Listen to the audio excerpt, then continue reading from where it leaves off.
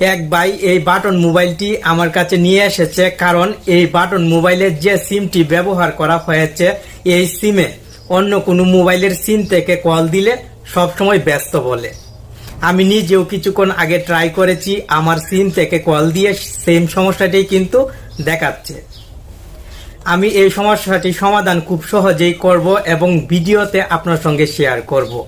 ভিডিওটি শেষ পর্যন্ত দেখে বাটন মোবাইলের এই অসাধারণ কাজটি শিখে রাখুন। কোনো সময় আপনার বাটন মোবাইলে যদি এই সমস্যাটি হয় অথবা আপনার কাছে যদি কেউ বাটন মোবাইল নিয়ে আসে এই সমস্যাটির জন্য, খুব সহজেই কিন্তু সমাধান করে ফেলতে পারবেন। ভিডিওতে লাইক কমেন্ট করবেন, তাহলে আপনার জন্য এমন গুরুত্বপূর্ণ ভিডিও প্রতিদিন তৈরি করতে আমি উৎসাহ পাবো। যে বাটন মোবাইলের সিমে কল আসে না, সবসময় ব্যস্ত বলে, সেই বাটন মোবাইলের প্রথমে সেটিংসে চলে আসবেন।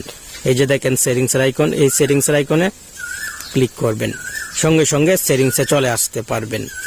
কল সেটিংসে ক্লিক করবেন, নিচের দিকে ব্ল্যাক লিস্ট দেখতে পাবেন। এই ব্ল্যাক লিস্টে চেক করবেন কোনো নাম্বার অ্যাড আছে কিনা। যদি ব্ল্যাক লিস্টে নাম্বার অ্যাড থাকে তাহলে আপনি এখান থেকে নাম্বারগুলো ডিলিট করে দিবেন। এই মোবাইলের ব্ল্যাক লিস্টে কোনো নাম্বার অ্যাড নেই, তবু কিন্তু অন্য সিম থেকে কল দিলে ব্যস্ত দেখায়, তাই এখান থেকে ব্যাকে চলে আসব। সেটিংসে পুনরায় ক্লিক করব এবং নিচের দিকে যদি চলে আসি তাহলে এখানে পেয়ে যাব ফোন সেটিংস। এই ফোন সেটিংসে ক্লিক করব। আপনিও কিন্তু সেম কাজটি করবেন। এখানে অনেকগুলো ফোন সেটিংস দেখতে পাবেন। রিস্টোর ফ্যাক্টরি সেটিংসে ক্লিক করবেন।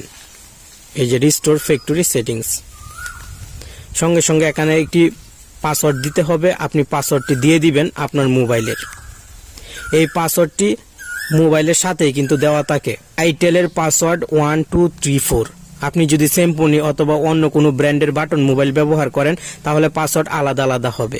আমি কিছু পাসওয়ার্ড ভিডিওর এক পাশে দিয়ে দিব, আপনি এখান থেকে দেখে নেবেন, ট্রাই করবেন, আশা করি হয়ে যাবে।